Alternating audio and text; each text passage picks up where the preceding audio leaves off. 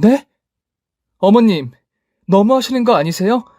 지금 저희 엄마가 교통사고가 났다는데 어머님은 아무렇지도 않으세요? 저랑 같이 가보자는 말씀은 못할지언정 빨리 가보라고 하시는 게 정상 아니에요? 그러자 시어머니는 불같이 화를 내셨어요. 뭐? 그럼 내가 비정상이라는 거냐? 너희 집에 아들도 둘이나 있으면 걔네들이 알아서 네 엄마를 잘 모셨을 거 아니야. 너는 며느리 역할을 다 하고 찾아가는 게 맞다고. 내 말이 틀린지 아닌지는 나중에 네 엄마한테 물어봐라. 저는 도저히 시어머니를 이해할 수 없었고 그 순간 이런 대우를 받을 만큼 제가 못난 사람인가 싶은 마음이 들었어요. 게다가 당신의 손주를 임신하고 있는 저에게 매일같이 막말과 스트레스를 주는 게 너무 싫었습니다. 그래서 저는 시어머니의 말씀을 무시하고 곧장 친정엄마가 입원한 병원으로 향했어요. 이윽고 마주한 친정엄마는 다리에 깁스를 하고 누워 계셨고 링거를 맞으시며 안정을 찾는 거로 보였답니다. 저는 그나마 크게 다치지 않은 엄마를 보며 안도의 한숨을 쉬었어요. 그리고 휴게실에 있는 오빠들을 만났습니다. 경호 왔구나. 다행히 엄마는 크게 다치시지 않으셨대. 그런데 의사 선생님이 엄마 무릎의 연골이 많이 다르셨다고 하더라. 더 늦기 전에 인공연골로 수술을 받으셔야 할 것 같대. 큰오빠는 엄마의 몸이 걱정이 되는지 수술비 때문에 걱정인지 낯빛이 어두웠습니다. 작은 오빠도 마찬가지였고요. 그래서 제가 입을 열었습니다. 오빠, 수술비는 우리 셋이 나눠서 내면 충분하지 않을까 싶어. 그러니까 엄마 수술 시켜드리자. 하지만 오빠들은 제 말에 쉽게 대답하지 못했어요. 아무래도 처자식을 둔 가장들이라 돈이 쉽게 나올 리가 없던 거죠. 결국 엄마의 무릎 이야기는 거기서 그쳐버렸고 저희 남매들은 병실로 가서 잠에서 깨어난 엄마를 만났답니다.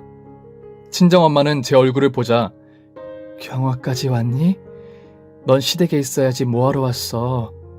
하고 시어머니와 같은 말씀을 하셨어요. 속으로는 섭섭했지만 아픈 엄마에게 괜한 말을 하기 싫어서 엷은 미소만 지으며 엄마의 말동무가 되어드렸네요. 그리고 해가 기울자 일요일까지 출근했던 남편이 퇴근하자마자 병원으로 찾아왔습니다. 그이는 시어머니와 다르게 저희 엄마를 진심으로 걱정하는 모습이 보였어요. 게다가 오빠들이 겁나하는 치료비를 자기가 다 내겠다고 저를 감동시키더라고요. 그런데 눈치 없는 오빠들이 엄마의 무릎 연골 이야기를 제 남편에게 털어놨고 수술비가 걱정이라며 푸념을 길게 늘어놓았답니다. 그러자 제 남편은 아무 걱정하지 말라며 모든 비용은 자기가 부담할 테니 제 친정엄마의 건강과 안녕만 신경 쓰라고 일러주었어요. 시댁에서 병원으로 오는 길에 이혼이라도 해버릴까 하는 마음으로 나왔는데 남편의 따뜻한 배려를 받으니 그런 마음은 바람처럼 날아가 버렸습니다. 결국 제 남편이 친정엄마가 입원한 김에 수술을 받는 게 좋겠다며 의사 선생님과 상의 후 수술 날짜를 곧장 잡았어요. 그리고 수술비와 입원비 500만 원을 남편이 혼자 부담했답니다. 거기서 저는 이 남자에게 평생 헌신하는 아내가 되어야겠다고 결심했어요. 수술비를 부담해주는 것도 고마웠지만 저를 진심으로 대해주는 유일한 사람이었으니까요. 어쨌든 친정엄마는 무사히 수술을 받게 되었고 저는 일주일에 한두 번 찾아뵈며 일상을 지내게 되었습니다. 그런데 제 시집살이는 더 고되게 변했어요. 남편이 친정엄마 수술비와 입원비까지 부담한 걸 알게 된 시어머니가 가만히 있을 리가 없었죠. 너는 우리 집에 와서 아주 호강이 넘치는구나. 국졸 주제에 명문대 나온 내 아들을 차지한 것도 모자라서 돈까지 뽑아먹니? 죄송해요 어머님. 앞으로 제가 더 잘할게요. 저는 자존심 따윈 모두 버리고 시어머니의 말씀에 절대 토를 달지 않았답니다. 그리고 저와 시댁을 위해 또 다른 큰 결심을 했어요. 그건 바로 김치 공장을 퇴사하고 제가 김치 사업을 하려는 것이었죠. 남편은 임신한 지 2달이 넘어가는데 꼭 사업을 해야겠냐며 저를 말렸지만 제 결심은 바뀌지 않았고 결국 그이의 응원을 받게 되었어요. 저는 그동안 모아온 돈과 퇴직금을 더한 돈으로 시장 안에 있는 작은 가게를 인수해 장사를 시작했습니다. 빨리 많은 돈을 벌어서 남편을 도와줘야겠다는 생각을 하게 되었죠. 제가 그동안 김치 공장에서 터득한 것과 저만의 레시피를 더해 김장을 해서 판매를 시작하게 되었어요. 첫날 제가 만든 김치를 시댁으로 가져가 밥상 위에 올려 게시를 하게 되었는데 시어머니가 이게 뭐냐고 저에게 물으셨어요. 네 어머님, 제가 만든 첫 번째 김치예요. 한번 맛보시라고 가져왔어요. 그러자 남편과 시아버지는 젓가락을 제 김치에 가져가는데 시어머니가 대뜸 김치를 한 손으로 잡아 올리셨어요. 그리고 잠시 후 놀라운 일이 벌어졌습니다. 글쎄, 시어머니가 제가 만든 김치로 제 뺨을 날리신 거예요. 이윽고 제 얼굴과 머리카락, 눈 안으로 김치 양념이 잔뜩 묻었고 저는 아무런 움직임도 없이 멍하니 바닥을 내려다보았어요. 넌 내가 하는 말을 귓등으로 듣냐? 우리 집은 집에서 좋은 재료로 직접 담근 김치가 아니면 안 먹는다고 말했잖아. 이거 중국산 쓰레기 아니니? 어디 쓰레기 같은 걸 밥상 위에 또 올리는 거야? 이거 당장 갖다 버려. 그 순간 저는 너무 놀란 탓인지 혼절해버리고 말았어요. 몸을 움직일 수 없었고 저절로 감기는 눈꺼풀을 들어 올릴 힘도 없었습니다. 그리고 제가 다시 눈을 떴을 때는 병원 침대 위였어요. 깨어나자마자 배가 너무 아파서 손으로 움켜잡으며 고통의 신음을 내었답니다. 여보, 괜찮아? 정신이 들어? 그런데 어떻게 된 거야? 잠깐 기절했던 것 같은데 입원까지 했네? 그게 말이야. 우리 아이가 유산됐대. 정말 미안해. 제가 시어머니께 김치 싸대기를 맞으며 폭언을 듣고 쇼크가 찾아와 안타깝게 뱃속에 아이를 잃었다고 덧붙였어요. 그제야 저는 오열하고 통곡을 하며 병원이 떠나갈 정도로 소리를 고래고래 질렀습니다.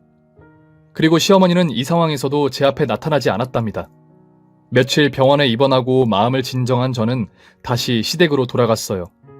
시어머니가 미치도록 밉고 증오스러웠지만 남편의 사과와 지난날의 고마움 때문에 무거운 발걸음을 시댁으로 향하게 했죠. 그렇게 다시 만난 시어머니는 저에게 이렇게 말했습니다. 넌 남들 낳는 애 하나도 못 낳니? 평소 몸 관리를 어떻게 했길래 애가 떨어져? 이럴 줄 알았으면 내 아들하고 결혼시키지 않는 건데 말이야. 분하다. 그 말을 듣는데 제 마음에 굳은 살이 배겼는지 아무렇지도 않았어요. 저는 고개를 숙이고 유유히 제 방으로 들어가 버렸네요. 이후에도 모질고 무시하는 폭언을 하시는 시어머니를 마주하며 하루하루 버텼어요. 그리고 제가 시작한 김치 사업을 재개하게 되었고 일하는 것으로 마음을 비울 수 있었습니다. 물론 대부분의 사람들이 집에서 김장을 하지만 그렇지 않은 사람들도 무척이나 많아서 시작은 나쁘지 않았어요. 제 김치가 맛있다며 단골이 된 손님들도 여럿 생겼답니다. 석 달 동안 제가 판매한 김치량을 따져보니 1000포기에 가까웠어요. 혼자서 그만큼을 판 건 엄청난 대박이었답니다. 그런데 비온 뒤에 땅이 굳는다는 말과 인생사 세옹지마라는 말처럼 저에게 기쁜 일이 찾아왔어요. 제 김치를 맛본 손님 중에 큰 기업의 간부로 계시는 분이 있었는데 그분이 제 가게에 다시 찾아와 사업 제안을 하더라고요. 글쎄 그 손님의 회사에서 김치 사업까지 확장할 계획이라며 저에게 총괄 담당자로 추천하겠다는 겁니다. 배추를 고르는 것부터 양념 하나하나 모두 제 레시피로 만드는 조건을 말씀하시며 계약서까지 보여주셨어요. 거기엔 제가 처음으로 보는 숫자가 보였답니다. 무려 2억이라는 숫자였어요. 제 연봉이 말이죠. 게다가 김치 매출의 5%를 주겠다는 조건까지 쓰여 있었답니다. 김치 공장 설치 작업이 6개월은 걸린다고 해서 그때부터 바로 일을 시작하기로 했죠. 저는 하늘이 준 기회라는 걸 절실하게 느꼈고 계약서에 사인을 하고 기쁨의 눈물을 흘렸어요. 반면 시댁에서 저의 입지는 여전히 무시당하고 바보 같은 국졸의 며느리였어요. 시어머니의 폭언은 나날이 늘어갔고 더는 참기 어렵다고 판단이 들었답니다. 저도 사람인지라 상황이 바뀌니 마음이 바뀌더군요.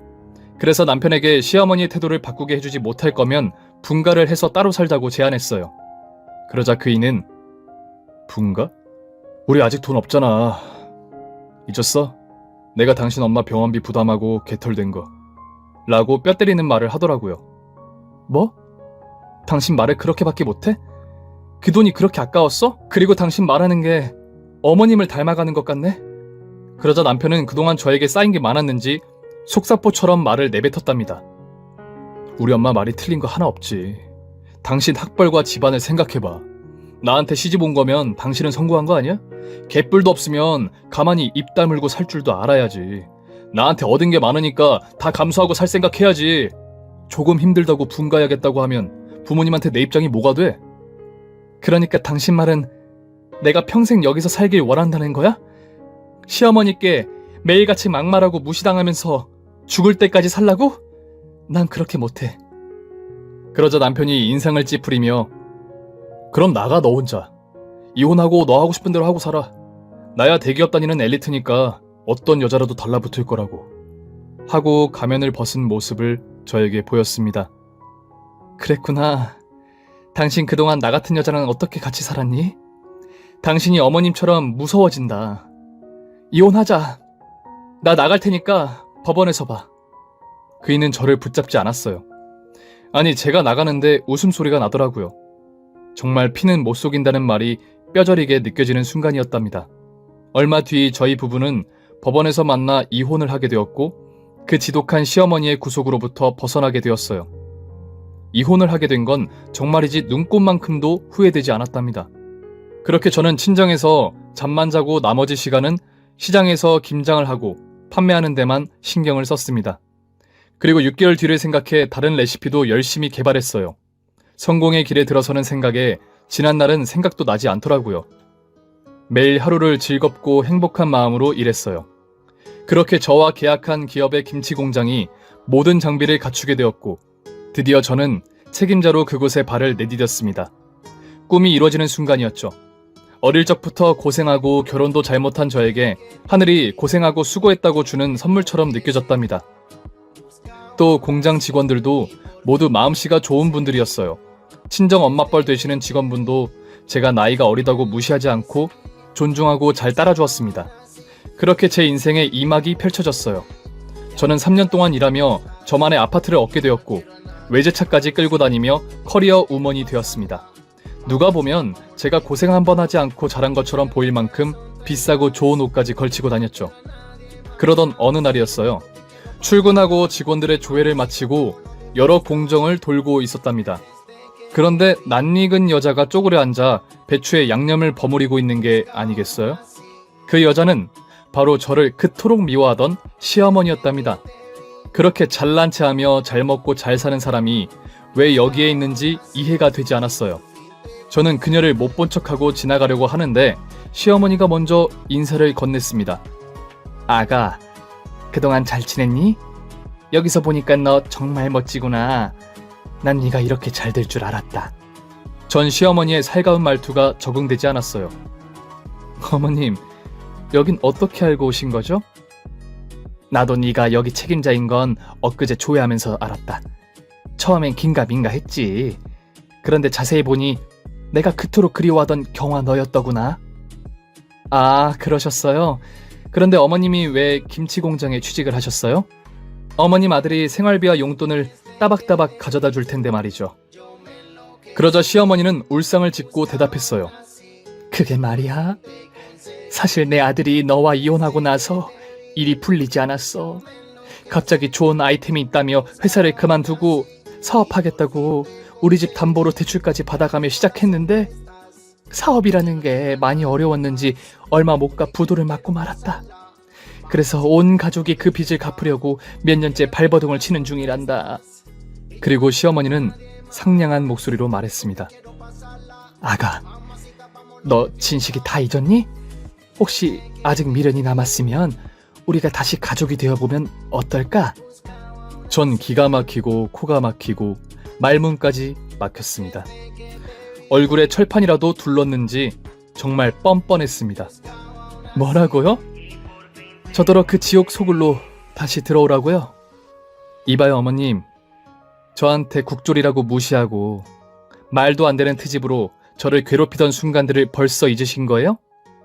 난 어머님, 당신을 증오한다고요. 앞으로도 그럴 거고요. 아시겠어요? 그러자 시어머니가 제 앞에 무릎을 꿇더군요. 정말 돈이 급하긴 급했나 봅니다. 아가, 제발 이 늙은이를 봐서 우리 진식이와 다시 만나주면 안 되겠니? 나한테 있는 앙금을 풀 기회를 주면 안 되겠니? 내가 이렇게 비마, 제발 다시 내 며느리로 돌아오렴. 그때 저는 시어머니가 저에게 자주 하던 말이 생각났습니다. 그리고 그 말을 돌려주기로 마음먹었습니다. 아니, 어머님, 무식하게 회사에서 국어를 하는 사람이 어딨어요. 이만한 공장에 들어온 걸 영광으로 생각하고 일이나 열심히 할 것이지 수준 낮게 뭐 하는 짓이세요? 제 비수 같은 말을 들은 시어머니는 다시 원래 표정을 지으셨습니다. 그리고 자리에서 벌떡 일어나더니 이게 오냐 오냐 했더니 기어오르는구먼. 야, 네 김치 수준은 딱 국졸 수준이야. 이 맛대가리 없는 걸 누가 사 먹겠냐? 어디서 꼴같지 않게 레시피 하나 만들어가지고 운 좋게 성공하더니 아주 기고만장하는구나. 이딴 김치 줘도 안 먹는다. 이 멍청한 계집아. 라고 저에게 삿대질을 하며 소리를 지르더라고요. 역시 사람은 안 변하더군요. 잠시 자식의 이익 때문에 저에게 숙이고 있었을 뿐 역시는 역시였어요. 전 이제 더 이상 시어머니도 아닌 여자에게 그동안 받은 모든 것들을 돌려줄 때가 왔다는 걸 깨달았어요. 잠시 후 전 숨을 고르고 눈앞에 있는 김치 한 포기를 잡아 들었습니다. 그리고 시어머니였던 여자에게 풀스윙으로 김치 싸대기를 날렸어요. 그 여자는 비명을 지르며 뒤로 넘어갔고 저는 활짝 웃으며 말했습니다. 이봐요 아줌마. 3년 전에 아줌마가 내 김치는 쓰레기라고 말한 거 기억해요? 그런데 이 김치 불티나게 잘 팔리고 있어요. 지금 아줌마 입으로 들어간 김치 맛이 어때요? 맛있죠? 그러자 그 여자는 울고 불며 소리를 지르고 난동을 부리기 시작했고 저는 당장 경비를 불러 그녀를 끌어냈습니다.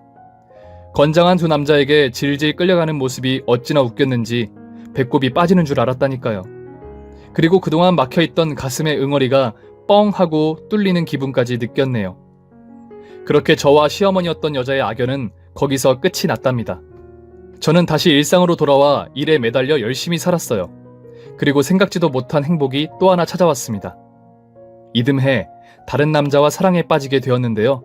제가 속한 대기업의 과장님이었는데 제 이혼의 흠을 덮어주시고 사랑으로 보듬어 주셨답니다. 지금은 그분의 아내가 되었고 슬하의 딸과 아들도 하나씩 두어 행복한 가정을 이루게 되었어요.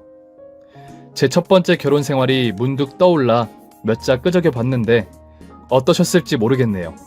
저와 비슷한 시집살이를 하신 분들이 더러 계실 수도 있겠다는 생각이 들어 사연을 풀어보았습니다. 그럼 저는 이만 글을 줄이고 물러가야겠네요. 시집살이로 지친 모든 며느님들께 작은 위로가 되셨길 소망합니다. 감사합니다. 오늘도 사연 잘 들으셨죠? 구독과 좋아요 눌러주시면 저에게 큰 힘이 됩니다.